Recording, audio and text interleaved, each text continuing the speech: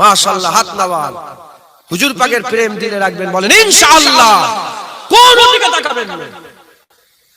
ও পীর জুতোর তলায় রাখবো, ও মুফতি জুতোর তলায় রাখবো, ও বড় মাওলানা জুতোর তলায় রাখবো যদি নবীর সাথে বিয়াদবি করে। আর তাকে শেরে তাজ মাথার উপরে রাখবো যদি নবীর প্রেম দিলের মধ্যে থাকে। কথা ঠিক না বেঠিক বলে?